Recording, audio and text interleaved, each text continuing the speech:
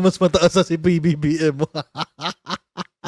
Alam nyo, bukas may kakain na naman ng mikropono. Maniwala kayo. Kalagwas pa. Iintayin kong mabusog sa mikropono yung isang mga ano dyan, yung mga Duterte bubulagers dyan. Ayan, kung kayo ay nasa US, UK, Canada, Italy, France, Spain, Ireland, and Belgium, ay pwede na kayo magpadala na inyong mga remittances dito sa Pilipinas gamit po ang Sendwave. Ang gagawin nyo lang ay download ng Sendwave app, gumawa kayo ng account, ilagay nyo na yung bank account details dyan at pwede na kayo magpadala sa GCash, Cash Pickup at iba't ibang mga bangko sa Pilipinas. At kapag ginamit nyo pa kayong promo code na Coach Jared, andyan, ayan, nakasulat, Coach Jared. Ayan, wait, lalakyan natin. Ayan. Yan. Makakuha pa kayo ng karagdagan $20 free credit sa inyo pong unang padala. Kaya gamitin na po si Sendwave for all of your remittance needs. Yan. Ito kay Martin Romualdez. Oh, nabuta na siya. 56.4. Oh. Tay na sila ni Martin. Wala. Oo. Konti na lang. Abutan na siya ni Escudero. Ito yung balita.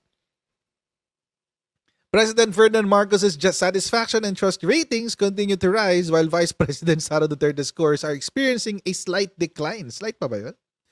Based on the Tangere survey conducted from September 16 to 19. Okay. Okay, from August to September, President Marcos' satisfaction and trust ratings rose from 46% to 46.4% and from 58.5 to 58.8. So, satisfaction rating ni Presidente is 46, naging 46.4. Okay? Maliit lang pala. And from 58, naging 58.8. Yung kanyang trust rating naman. Okay? In contrast, the highest level of distrust were observed in Mindanao and among respondents aged 51 and above. Uy. So, mga matatanda na lang sa Mindanao ang ayaw kay BBM. Oo. Anyway, si Sara naman, Vice President Sara Duterte's satisfaction rating decreased from 49 to 48.7. Uy. Talaga? So sa satisfaction rating, mas mataas pa rin si Sara. Sa satisfaction rating. Trust rating fell from 57 to 56.8. Kaya 58 yung pinaka. Trust rating pala to. Trust rating. Ayan, trust, distrust. Oo. Okay. Despite this decline, Tangere said the Vice President continues to receive a strong support in Mindanao with the trust and satisfaction levels remaining highest sa Mindanao. Ba't niyo pinakita yung score? Sana pakita niyo yung score, di ba? Wag na yung sa other officials. Ito yung sa trust rating. Ayan. Ito yung satisfaction. Ito. Yan. Ito yung satisfaction rating. Oo. So, konti na lang. Insignificant na yung lamang ni Sara ngayon.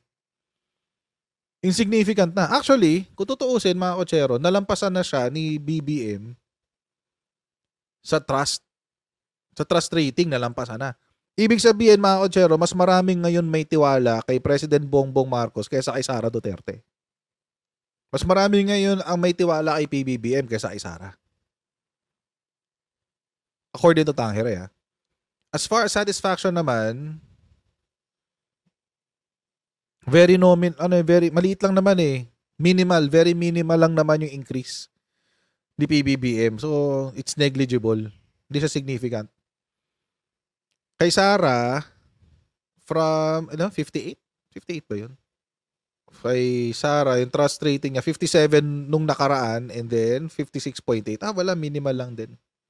Yung pagbaba. Very minimal. So, ibig sabihin, baka marami pa ring deluded, marami pa ring nabobola ang mga Duterte in terms of trabaho, yung sinasabi nila na may ginagawa, etc. Kahit hindi naman nila alam ang ginagawa ng Vice Presidente. 'Di ba? Kahit hindi naman nila alam ang ginagawa ng Vice Presidente. It's it's the halo effect Dahil last name niya Duterte. Associated siya sa mga Duterte, o di syempre may mga tao pa rin na nabobola si Digong, yung last name ni Digong. So, okay lang 'yun. Carry lang 'yun, walang problema doon. Baka kinarga lang din siya ng Mindanao. Pero iiyak dito yung mga DDS. Malamang sa malamang bukas, ang makikita nyo na i-build up nila, mga kotsero, itong satisfaction rating. Ito yung makikita nyo i-build up ng mga DDS bukas. Wala na. Ito lang. So kapag nag-share sila ng mga pictures regarding the satisfaction rating, tanongin nyo, asan yung trust rating? Kasi yung trust rating, hindi nila build up yung trust rating. Kaya nalayo ni PBBM 2 percentage points ang lamang niya eh. so wala kayong makikita na flex tungkol dito. Yung isa, yung sa trust rating, ito may makikita kayong flex dito. Sa satisfaction pala. Kasi mas mataas si Sara dito eh. Oo. So dito may makikita kayong flex sa satisfaction rating. Pero tinalo siya ni Chis Escudero. Talaga. Tinalo siya ni Chis Escudero sa satisfaction rating.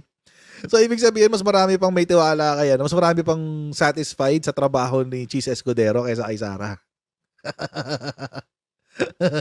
And by the same logic, ganun din kay PBBM, syempre. Okay lang yan. Walang problema dun. Pero si Sara lang ang bumaba. Sa lang lahat tumaas, maliban kay Sara. Grabe, no? Ganun talaga kapag Ganun talaga kapag wala ka nang ginawa kundi manira eh. Kasi pwede ka naman di manira, pero yun ang pinili mong gawin, di ba? Nanira ka na nanira. Sorry.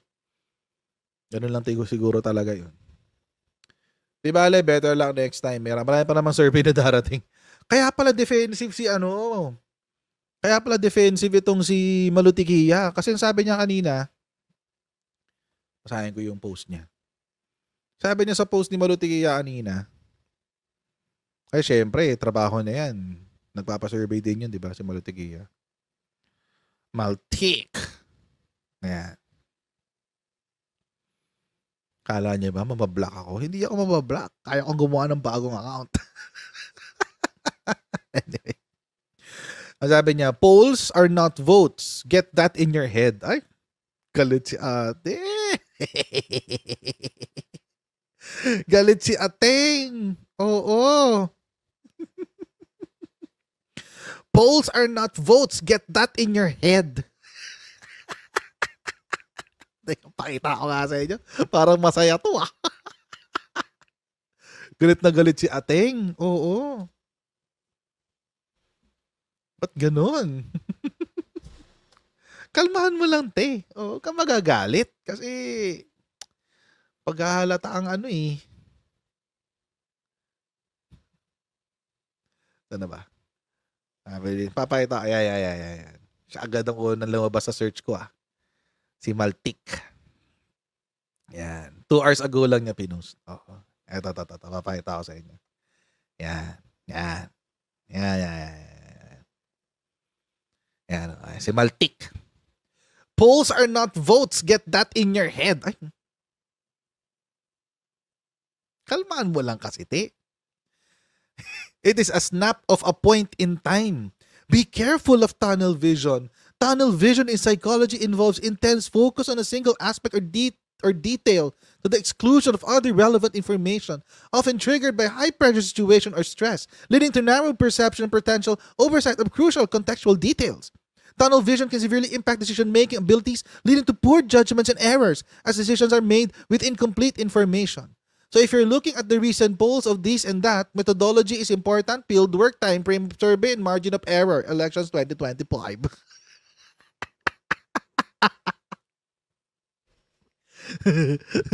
Dinaan tayo sa English. Dinaan tayo sa English para mahirapan tayong sumagot, guys. Eh di sana wag niyong gamitin yung mga polls ni Sara Duterte para i-build up siya. 'Di ba? Pero man post si Malutikia tungkol kay Sara at pang sa survey. Tingnan natin. Ano ba siyang post tungkol sa survey? Ito nga. Meron siyang Donald Trump eh. Anyway. Aha. Aha. Aha. Aha. Mhm. Mhm. Mhm. Mukhang wala, mukhang wala siyang pino-post tungkol sa mga ibang survey, Siguro ayaw niya rin mag-post kasi baka ano, baka mapulaan yung negosyo niya. Kasi negosyo din nila, 'di ba, ano, tungkol sa ganyan. Si Publicus 'to si Malotequia. Publicus 'yan eh. Baka kaya siguro hindi siya nagpo-post ng ibang surveys. Oo. Oo. Okay lang, carry. At least she practices what she preach. Di ba? At least, di ba? She practices what she preaches. Oo. Anyway. Pero galit siya dito. Polls, not votes. Are not votes. Get that in your head. Oo. Galit tayo dyan. Oo. O di wag ka na rin magpa-survey pala. Di ba? Sarado mo na si Publicus.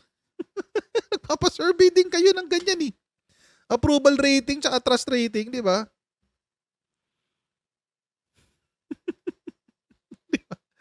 Hindi naglalabas ng survey ang Publicus, malamang bagsak si Sarah. Kaya pala kayo ilabas. Bagsak si Sarah. Ay, nako. Di ba? Sarado niya na si Publicus. Trabaho niya rin yun eh. Yun ang negosyo niya, di ba? Polls.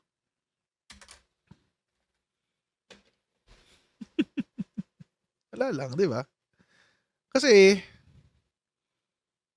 sige, agreehan natin, di ba? Agreehan natin na ang survey is only the opinion of the sample at the time. Oo, kung saan kinuha yung survey na yon. Pero it's also indicative of the general sentiment of the majority. Kasi, kaya nga nagpapasurvey ka eh. Sentimiento na rin yan ng mayorya. Diba? Kaya nga nagpapasurvey kayo para makuha ang sentimiento ng karamihan eh.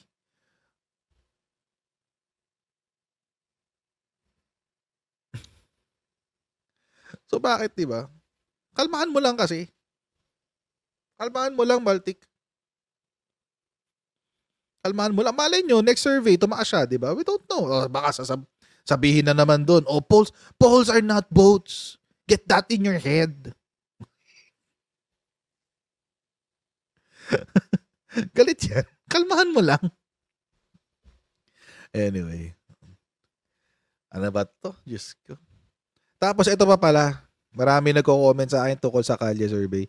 Alam nyo, mga kotsero, hindi ako naniniwala sa Kalye survey. Oo, alam nyo kung bakit. Lalo na kapag yung mga nagsasample, alam mo merong bias. Number 1, video yan. Oo, recorded pa. I can manipulate that. Kung gusto ko talagang mag-build up ng ibang kandidato, pwede ko i-manipulate yan eh. Buti sana kung legit yan. Ay kung yung nagpapasurvey, sira ulo rin. May bias siya. Diba? Kaya hindi ako masyadong believe sa Kalye survey. Although ginamit yan pang justify ng mga audience sentiment nung panahon ng eleksyon. Pero alam nyo kasi ang difference. Alam nyo yung diferensya? Nung panahon ng eleksyon, yung Kalye survey naka-live. Hindi siya recorded. Pansinin nyo yun. Nung panahon ng eleksyon, ang Kalye survey naka-live. Hindi yun hindi nila nire-record. May mga nakarating sa akin na reports na yung mga Kalye survey daw ngayon recorded, so edited na. Okay lang siguro kung live eh. Actually, meron din namang survey na gano'n ng style, parang Kalye survey. Legit naman yung method. Ang tanong lang kasi dito is, yung resulta ba, lehitimo, legit ba? To which, kapag kasi recorded, iisipan mo na agad ay, baka na-cut to, baka na, di ba? So, mahirap pagkatiwalaan. And I'll see all of you in our next Coach Jared Live. God bless and see you next time, guys. Bye!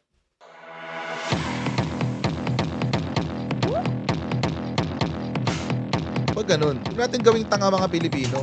Mas maganda kasi nasa lugar ka ng tama kaysa yung pinipilit mo yung pagkakamali.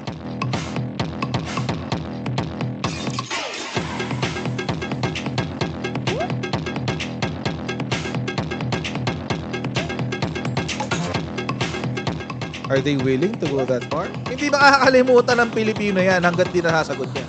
Sino ngayon nagsasabi ng totoo?